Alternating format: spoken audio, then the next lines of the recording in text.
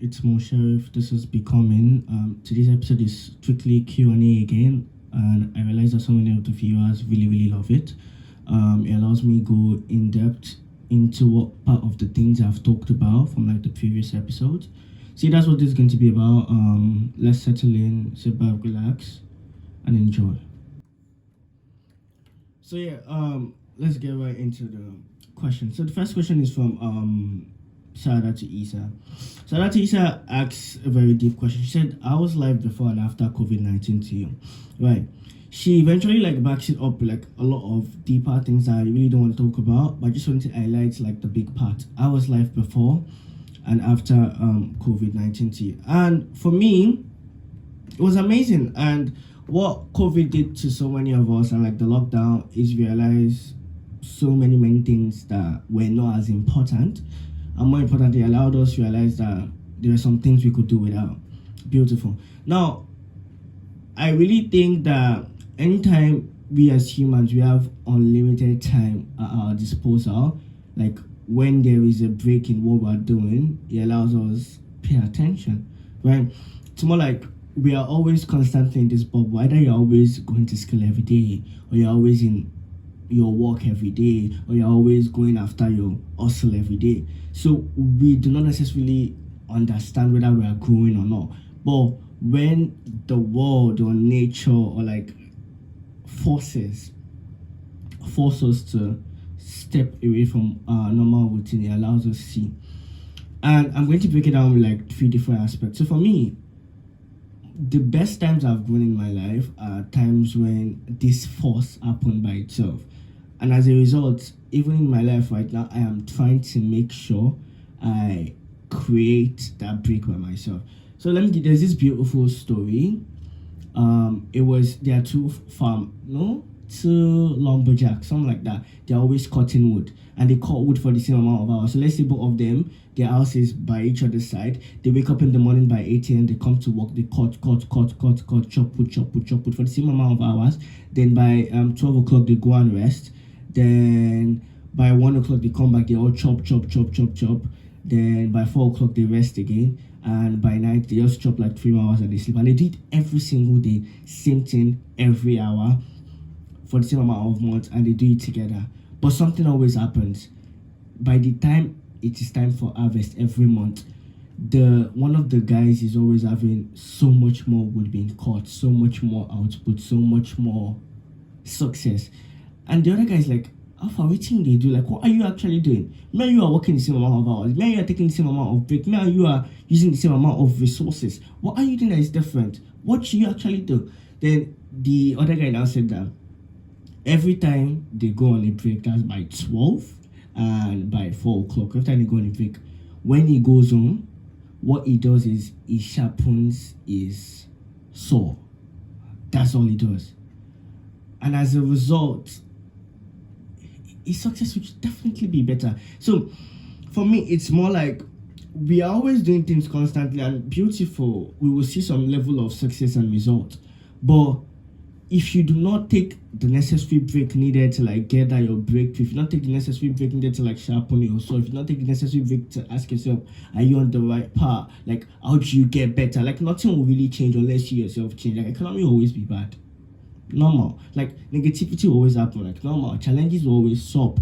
People always ask you for like daily 2Ks. Like, things will always be around for you to always do. That's the way life is wired. But you need to step out of the bubble and assess, and that's how you get better. So, like I said, my biggest growth have always happened when I'm out of the bubble. So the first one was in secondary school before uni, right? When I was waiting for like Unilag to like resume, there was a strike. And guess what happened? I realized that I was no more in secondary school again, and my life was like totally wasted. Because when I was in school, I wake up, I have things to do, I have assignments to submit, I have debates to do. But now that that wasn't there, I was just waking up, eating food, watching Netflix, playing games, watching ball, playing match, sleep, repeat the next. And I realized that my life had zero meaning. And it was in that break, it was in that period I realized that, if there is no school, like what am I going to do with my life? And that's when I actually discovered that I really wanted to speak and use my talent of speaking to like inspire people. That's one. So eventually I go into Unilag, and guess what happened? There was the corona strike, the corona lockdown thing happened, and everybody was back in base again. And like I realized that I was already making videos at that time. I was posting a lot of Instagram, making a lot of videos, but there was no growth. But that lockdown period allowed me to realize that, oh my way, pause, take a step back.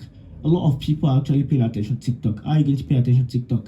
So I started paying attention to TikTok. I started making videos for teenagers. I started focusing. And it was because of that period I got it on TikTok that TikTok actually blew me up, that allowed every other of my life elevated. Like the reason I'm doing this video show was because of a friend of mine saw my video on TikTok and recommended. Like that's how it happened. Like the reason this girl asked me this question was because she was scrolling on TikTok, she was watching dance videos, and then she saw my video. But if that COVID-19 period didn't happen, I wouldn't have gotten that. That's that. Then I mean COVID-19 is done right now, but I'm on strike right now. I'm on strike, and I'm just saying I don't need to like go into the nitty-gritty. What I'm just saying is when these things happen, it allows us to think. And sometimes it might not happen. I want you to start finding out how you can break away from your normal routine to actually assess what you are doing. How can you go better? What do you actually want? Are you actually on that path? Because you keep on doing, I mean, I think it was Einstein that said that then insanity is waking up and doing the same thing every day and expecting a different result. You'll be doing the same thing. Change it up a little bit. So shout out to Isa. Yeah, that was my life before and after COVID-19. Beautiful. So the next question is from Chocolate.ct. Chocolate.ct asks, how can one take away jealousy and envious feeling when they see their friends with cars and phones? Wasted emotions. Like jealousy, envy. I mean, they are nice emotions, but they are wasted energy. Literally, your friend has a phone, your friend has a car. What's your business? So I'm going to say, like, what is your business? Like, we do not understand. So for me, it's two different things, right? When you see people achieving some things, the question is, how did they get there? Like, people in my estate right now will see me driving a car, and I don't have a car. Obviously, it's my mom's car. But I drive it, and they'll see me like, oh, Mo Sheriff is driving a car, influencer, TikTok, oh, I want to, and they'll start pressuring themselves into trying to. But bro, I didn't do nothing. I'm just driving my mom's car, right? Do you get me?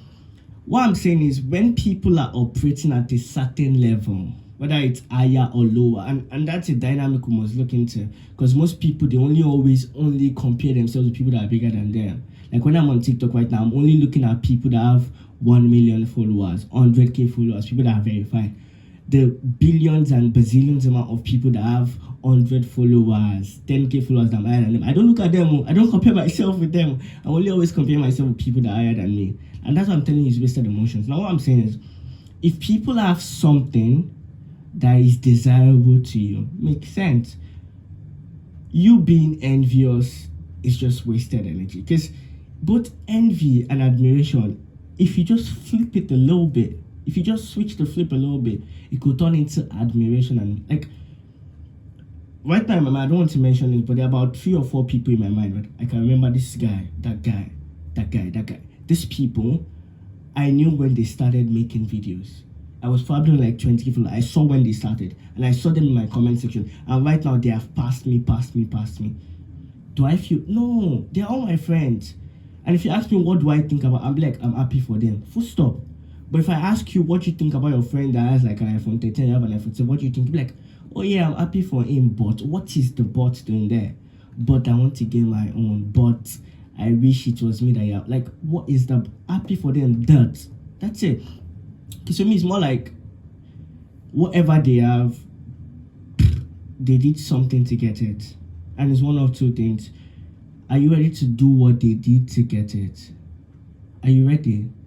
Because sometimes you don't even, like, sometimes they might be rushing. And look at the narrative of things like Yahoo Boys. Look at the narrative of girls that are using, like, their body and, like, sex to get money. Are you ready to do all of those things? Do you need to do all of those things? The things that they have, is this something that you don't think you eventually get in your life? Some questions you should ask yourself. Now, if you're ready to do all of those things, the next question you should be asking yourself, is that what you really want? That's why I feel like that's why I say it's a wasted energy, wasted emotions. Because if your friend is achieving something does not matter to you, what you should be bothered about is what do you want? Come around, talk, like, there are a lot of people that have things more than me, and I mean it's nice, it's amazing.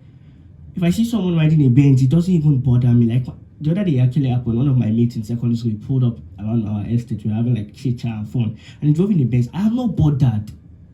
Because like my goal is not even Benz. It's not.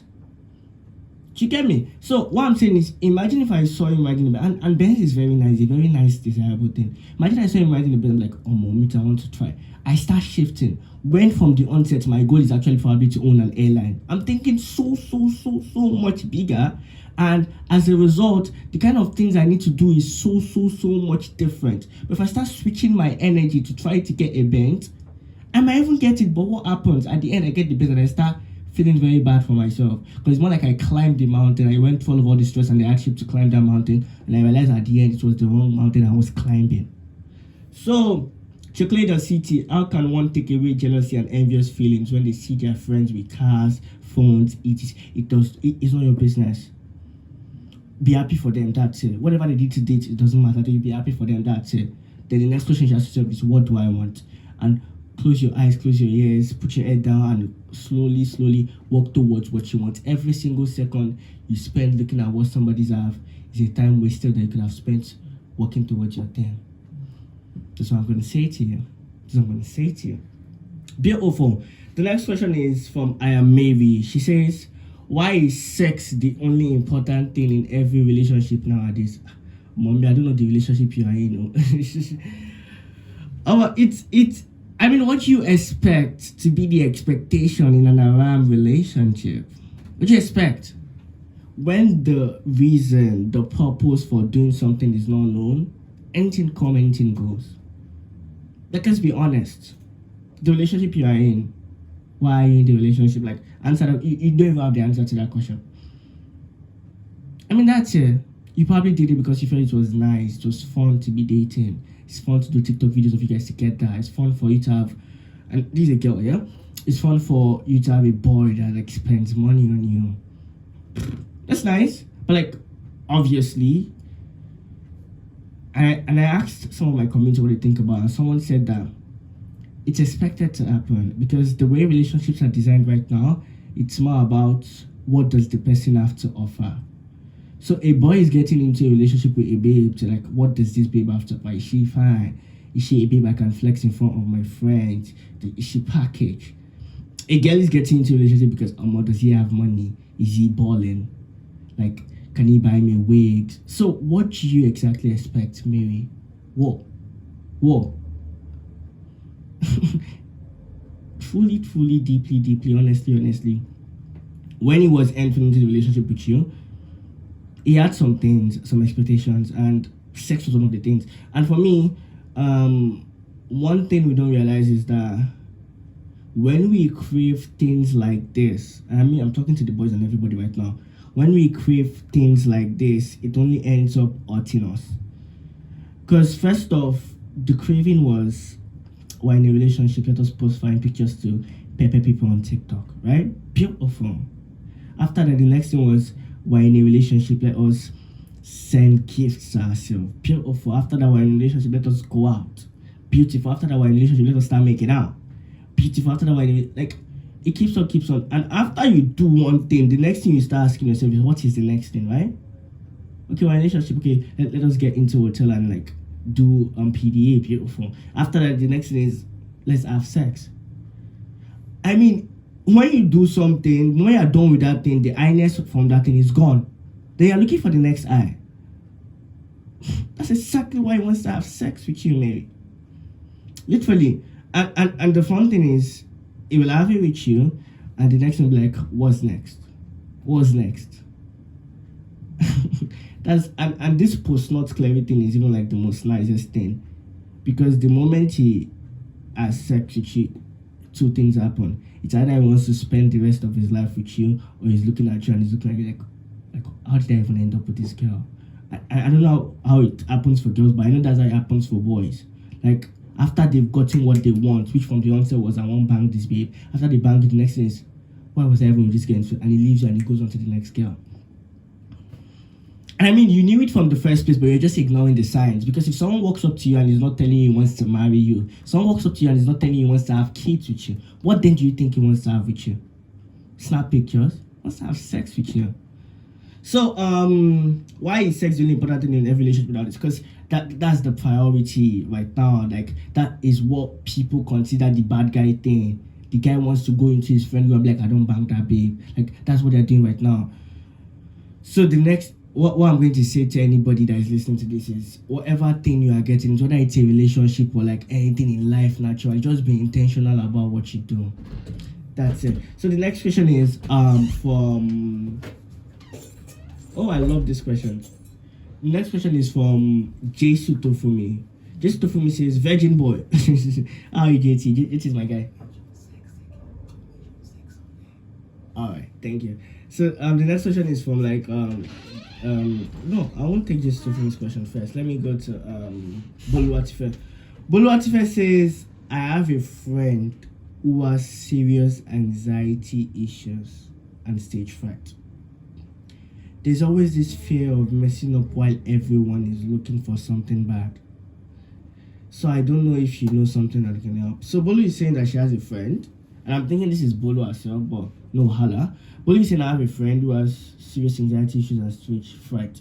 She's scared of always messing up because she feels like everyone is looking at that something bad is about to happen. Bolu, it's beautiful that you're asking me this question because it's very nice. Do you know why? Why is it nice? Because this is asking someone that does not have a lot of stage fright. I mean, I started speaking maybe since I was like 6, 7 in primary school. So it comes natural to me, right? And to everybody, even if you're, whether it's stage fright or you don't know how to approach ladies or you don't know how to start your business or you don't know whether the course you're about to put people will buy, whatever it is, if you're scared of something, like mostly the only way to like overcome that fear is to just do that thing. That's it. You are scared that the stage fright, then go speak in public. But I mean, it's not easy. Do you know why I know it's not easy? Because me too, I have my fears. And I realize that it's not easy. When I see people that have achieved the things I want to do, when they tell me to achieve, they just tell me just go date. I'll be like, I don't know, I just can't. So, Bolu, I think one act that has worked for me that I realized recently is anytime I realize that I'm scared of something, I cannot do that thing. What I just did, I go and make friends with people that are doing that thing. Like, they say the fastest way to become a millionaire is to have friends that are millionaires. You just start balling on that level easily. The fastest way to be a prostitute is to go and be friends with prostitutes. Easily. So, but I think, I don't know whether it's you or your friend, but I think you should just hang out more with people that the dream you have, what they are doing is the norm. You get me? Like, if you hang out with me 5 times every day, before you know it, you start feeling more confident about speaking in public because you see me speaking in public, like, and I'll be taking you out and like all of that dynamics, and you realize that it is not really big of a deal. So yeah, put yourself in the process of actually facing your fears, and your fear will start sharing you, something like that. And the last question I think I'll take before I go on a break is which one should I take? Should I take JT's? Right. So yeah, Jason Tofumi says, virgin boy, what if your partner is not a virgin? MashaAllah. I think that's the last question. Jason Tofumi says, virgin boy, what if your partner is not? I don't understand why the questions I'm getting today it is having a lot of tensions around sexuality. It's making my vibes feel very, very low. So, anyway, what if your partner is not virgin? I want to reiterate something, that the reason anybody should want to be a virgin and remain a virgin for their spouse is not because of they want a spouse that is a virgin. It is because of God told them to do it. Right? This is I want to be a virgin. I mean, it's because God actually told me to do it. That's it. Right? So, when I'm listing out my spec, things I want in a lady, I want her to be fine, I want her to be pretty, I want her to be smart, I want her to be a virgin. There's so many things I'm listing out. But then, just like in life, one thing you realize is that in the very end, you as a babe or a guy, you might say, okay, you want a tall guy, you want smart, you want rich. In the very end, you find someone that you fall in love with that person. You're like, okay, I don't really need him to be tall. As far as he's rich and he's cute, I'm okay with that. Like, you start compromising. That's what happens, right? So, deep down, like, when I'm even getting close to, like, ladies, one of the things I pay attention to and the kind of conversations I have is, okay, are you actually a virgin or are you smart? Like, the things I want in a lady, things I want that I want my mother or my kids to have, things I want my life partner to have, I start having that conversation with them. Beautiful. But then, I'm just saying, if in the very single lane I realize that the person I eventually get to marry is not virgin, I know wahala. Because, like, for me, my deepest prayer is just, God, please give me the person that will be my wife, the person that will be the best as mother of my kids. So, the best thing I can do is ask God for what I think I want, but God will give me what He knows I need. Do you get me? So, I want everything, but if it comes like that, no wahala. I mean, there are bigger, deeper things we should be thinking about than just like trying to force things. So yeah, those are all the questions I got, and I think I can squeeze in one last question. So the last question is from JPK. JPK says, what is the essence of one's being? Like, what exactly is the reason why we're on planet Earth?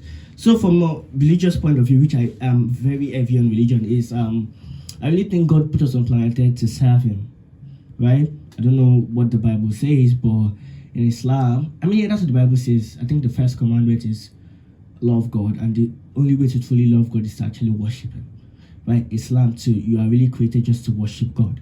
So I think if you are feeling detached and disconnected from life, I don't know what you're doing. Maybe it's you're being far away from God. One of the ways to actually start feeling more connected to the reason and purpose you're on planet, that is, be closer to God, worship Him, ask Him, get close to Him, talk to Him, converse with Him. Don't get far away from that one. Now, the second thing is, one of the ways to actually really worship God is to be of servitude to His other creation. Like, God created other people in the world, not only other people. Be of servitude to them. So it's more like, ask yourself what you think you're on planet Earth, right? And you might not find that answer, but that's exactly why you're on planet, to figure it out. So if any interest, if any activity, if people, resources, like so many things will line up around you just to make you figure it out. And if you've not figured it out, no, I'll keep exploring. So to me, even honestly, I don't even know why I'm on planet Earth. I don't think it is an answer we should try to force too much. I think what we should just feel is, let us not just be existing, let us live, right? Let us be alive. And the only true way to do that is when you wake up every day, just tell yourself that you really want to be at your best. You want to like pull up 100%. And as you keep on moving through the motions of every day, slowly you start saying int, you start saying nudges, you start saying dots, and eventually you connect them and you start feeling like, okay, I really have a purpose and plan of planet Earth. So thank you so much everybody for those questions. I really love them. See you on the next episode where I'll be talking about a summary of a book. Have a beautiful day. Bye bye.